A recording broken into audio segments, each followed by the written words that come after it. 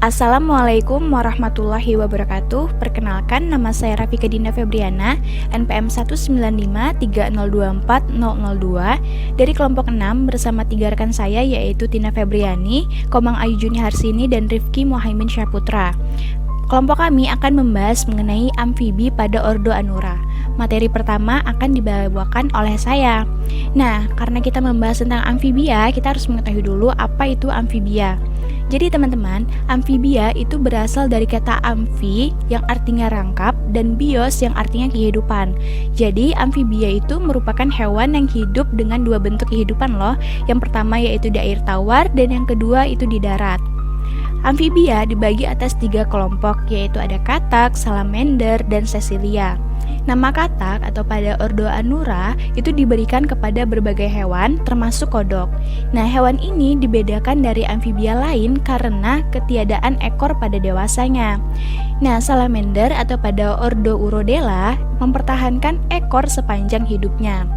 Lalu ada sesilia pada Ordo Apoda, itu terdapat di darat maupun di air tawar, tapi mereka tidak mempunyai anggota badan sama sekali. Di Indonesia itu terdapat 2 dari 3 ordo amfibi yang ada di dunia, yaitu ada Gymnophiona dan Anura.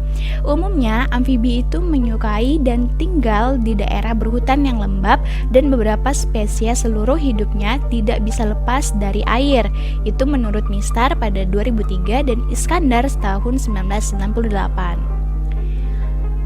Ini langsung ke contoh ya. Yang pertama ini kami telah mengambil foto dari Google, lalu kami mengidentifikasinya dengan aplikasi Seek iNaturalis. Yang pertama ini ada Green Pedifrog dengan nama ilmiahnya yaitu Hylarana eritrea. Nah, untuk taksonominya pertama ini ada kingdomnya Animalia, lalu filumnya Chordata, kelas amfibia, ordonya Anura, familinya Ranidae, genusnya Hylarana, dan nama spesiesnya adalah Hylarana eritrea. Nah, untuk anatominya sendiri, Hylarana eritrea ini memiliki bentuk tubuhnya yang relatif ramping, lalu tungkainya itu relatif panjang dan di antara jari-jarinya itu terdapat selaput untuk membantu mereka berenang. Nah, kulitnya tuh halus dan licin, lalu ada beberapa yang perlu gelang bahunya itu bertipe firmisternal. Nah, pada kepalanya itu tidak ada pematang seperti pada bufo. Nah, mulutnya juga itu lebar dan terdapat gigi seperti parut di bagian maksilah. Dan mereka itu fertilisasinya secara eksternal dan bersifat ovipar. Materi selanjutnya akan dibawakan oleh rekan saya. Assalamualaikum warahmatullahi wabarakatuh. Nama saya Tina Febriani, NPM 1913-24446. Selanjutnya, saya akan menjelaskan tentang spesies amfibi yang kedua. Jadi, spesies amfibi yang kedua ini berasal dari Kingdom Animalia, filum Chordata, kelas amfibi, Ordo Anura, famili Buffonidae, genus Dutaprinus, dan spesies Dutaprinus melanosticus. Gambarnya sudah ada, bisa dilihat di PPT kami. Jadi Dutaprinus melanosticus ini sering juga disebut dengan kodok umum Asia. Biasa kita temui di sekitar perumahan kita. Dutaprinus melanosticus ini memiliki anatomi kulitnya kasar dan berbintil. Terdapat kelenjar paratoid di belakang timpanum dan terdapat pematang di kepalanya. Mempunyai tipe gelang bahu arsiferal, sakral diapofisis melebar. Bufo mempunyai mulut yang lebar akan tetapi tidak memiliki gigi. Tungkai belakang lebih panjang daripada tungkai depan dan jari-jari tidak mempunyai selaput. Fertilisasinya berlangsung secara eksternal. Selanjutnya adalah sistem rangka katak. Secara umum, rangka katak tersusun atas endoskeleton yang disokong oleh bagian-bagian yang lunak. Fungsi rangka adalah untuk melindungi bagian-bagian tubuh yang vital. Pada fase kecebong atau berudu, tulang-tulangnya masih lunak, tetapi seiring bertambah dewasa, tulang-tulangnya menjadi keras. Tulang punggung katak yang bersambung dengan kepala dan ekstremitas berfungsi menyokong tubuh dan melindungi sumsum. Terdiri atas 9 kolumna vertebralis dan urostil, yang merupakan silindris. Masing-masing vertebra merupakan satu segmen pendek yang fleksibel seperti vertebra lainnya. Tiap-tiap vertebra terdiri atas sentrum atau korpus yang memiliki lengkung atas sebagai tempat sumsum. Pada tulang panjang dibedakan atas bagian sentral yang disebut diapise, sedangkan kedua ujungnya disebut dengan epipise. Pada tulang-tulang yang bersenyawa terdapat hubungan satu sama lain, dan masing-masing epipise dan diapise juga terdapat hubungan tidak teratur dan terkunci oleh sutura. Pada katak, sutura ini masih berupa tulang rawan, sehingga tulang itu dapat tumbuh terus.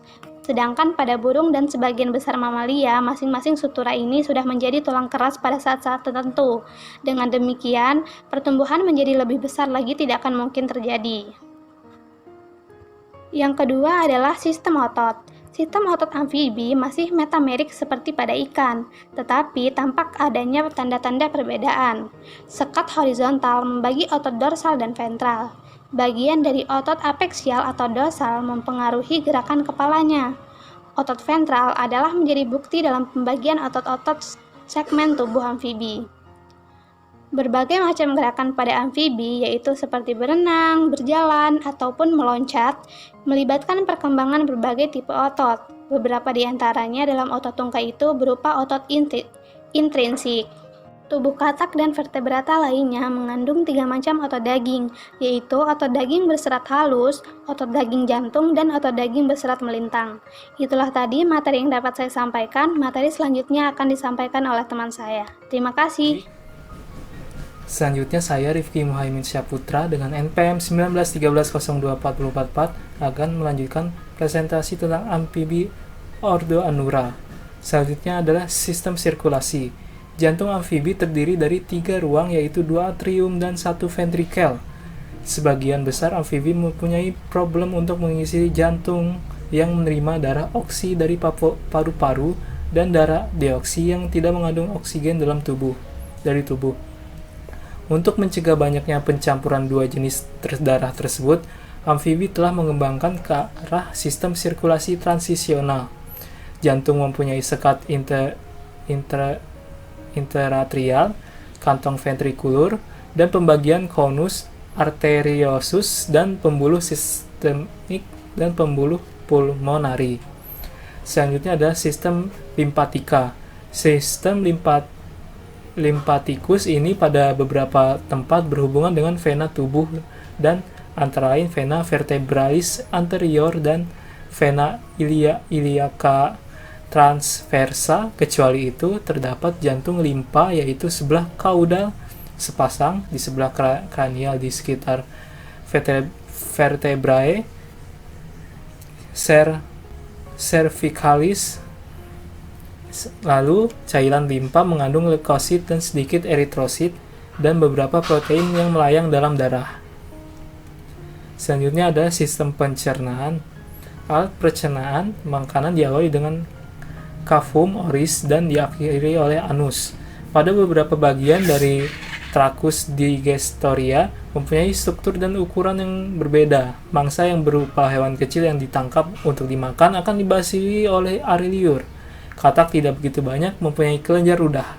Dari cavum oris, makanan akan melalui paring, oesophagus, dan menghasilkan sekresi alkalis dan mendorong makanan masuk ke dalam ventriculus yang berfungsi sebagai gudang pencernaan.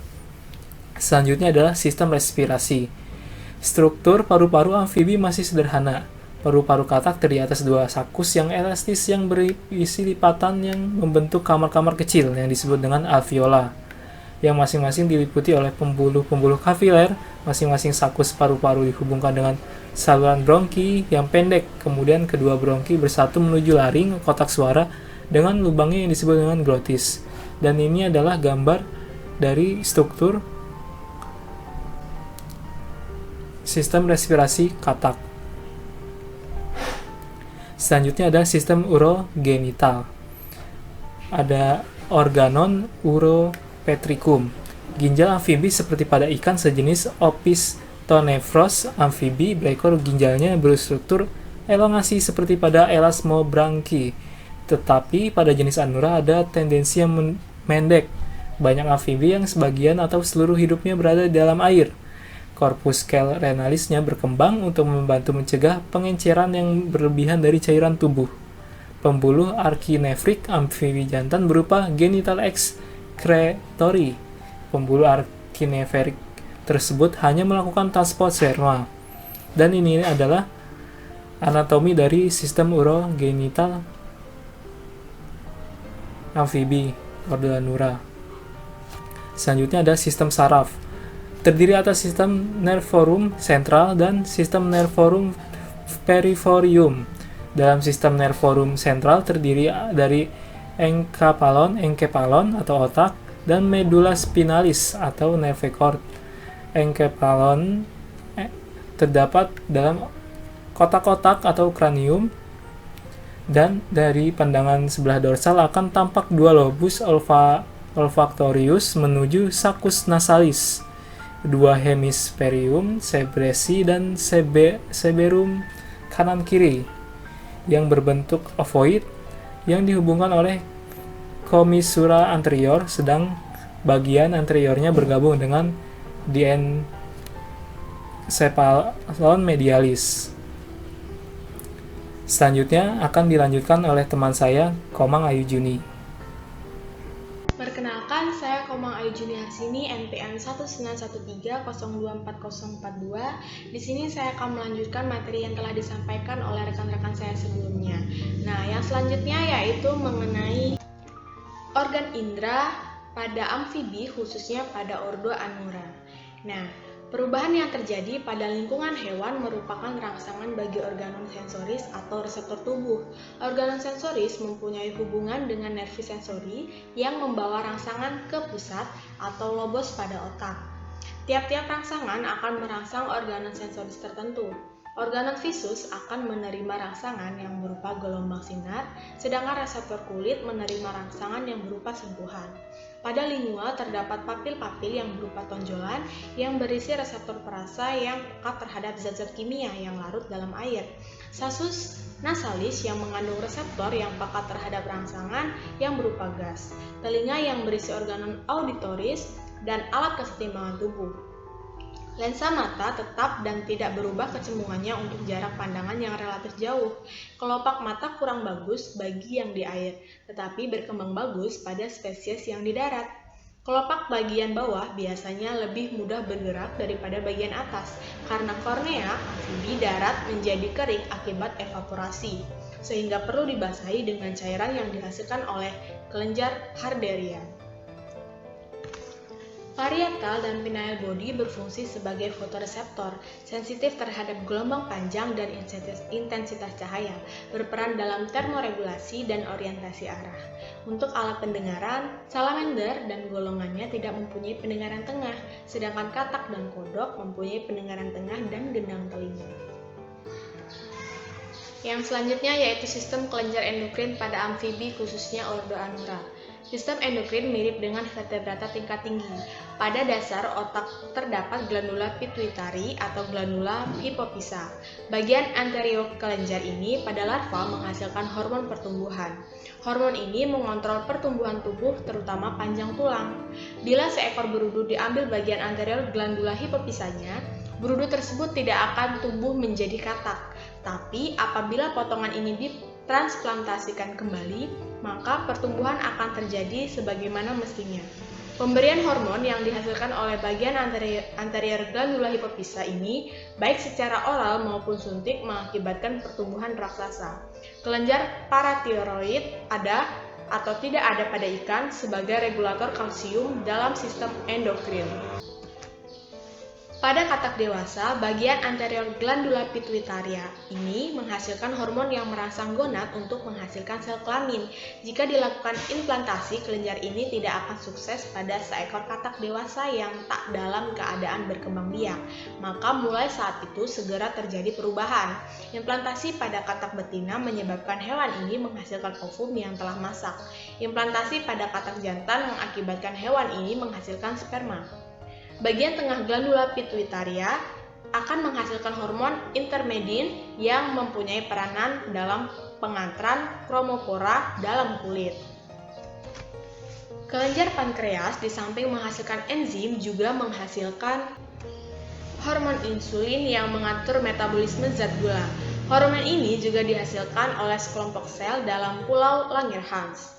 Pada permukaan sebelah luar dari ginjal terdapat glandula supranalis. atau glandula adrenalis yang menghasilkan hormon adrenalin atau apinepirin yang bekerja berlawanan dengan insulin, atau hormon adrenalin mengubah glikogen menjadi glukosa. Kecuali itu menyebabkan pigmen mengumpul sehingga kulit berwarna lebih gelap, kelenjar adrenal, korteks, dan medula bergabung tidak terpisah seperti pada ikan. Nah, pembahasan yang selanjutnya itu fun fact atau fakta menarik mengenai kodok kongkang gading. Nah, kodok kongkang gading biasa ditemukan di dalam kolam-kolam terbuka, tepi telaga, atau sawah. Kadang-kadang didapati dalam kelompok agak besar, lebih sering berada di air. Kodok ini pada siang hari bersembunyi di antara vegetasi yang tumbuh di air yang dangkal atau di tepian, dan malam harinya turun ke daratan di tepi air. Kerap berbunyi di pagi hari, bunyinya seperti suara ceklikan, seperti pik, pik, pik. Nah, yang selanjutnya yaitu mengenai fakta menarik tentang Bufonidae. Nah, Bufonidae merupakan katak yang tidak memiliki gigi. Mereka juga memiliki kaki depan yang agak pendek dan sehingga kurang baik dalam melompat. Bufonidae memiliki organ bidder yang tidak dimiliki oleh katak-katak dari famili lain. Organ bidder terletak di depan ginjal yang dimiliki baik katak jantan maupun katak betina. Baiklah, sekian video presentasi dari kelompok kami. Semoga apa yang telah disampaikan dapat bermanfaat untuk kedepannya. Terima kasih, sampai jumpa.